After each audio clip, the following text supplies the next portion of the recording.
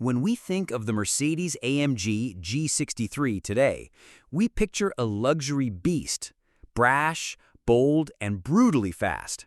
But before AMG was synonymous with thunderous V8s and super SUVs, it was a small tuner shop crafting bespoke creations for the elite. One of their most fascinating and bizarre projects was a G-Wagon that looked like an S-Class sedan, performed like a tractor, and had a celebrity owner. Welcome to the story of the original AMG 300 GD Convertible, commissioned in the 1980s by none other than tennis legend Ivan Lendl.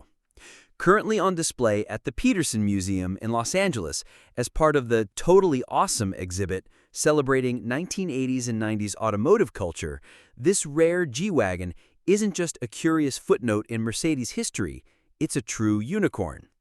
It belongs to the Patina Collective, a Florida-based group of hardcore Mercedes-Benz enthusiasts who discovered this gem about 4 years ago.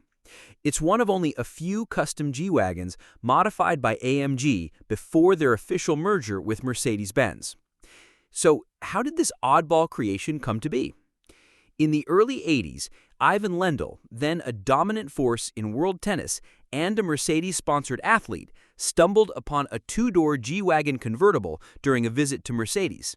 He was intrigued by the rugged off-roader, but wasn't a fan of its utilitarian appearance. So, casually, he asked whether it could be modified to look more like a luxury sedan.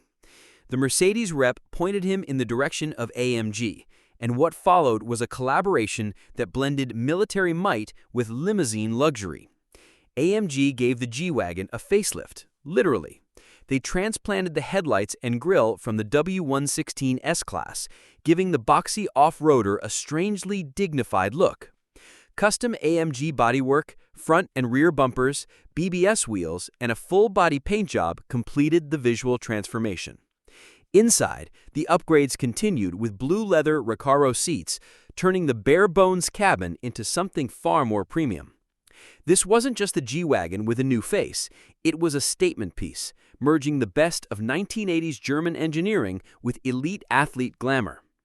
But here's where things get really interesting. Under the hood, nothing changed.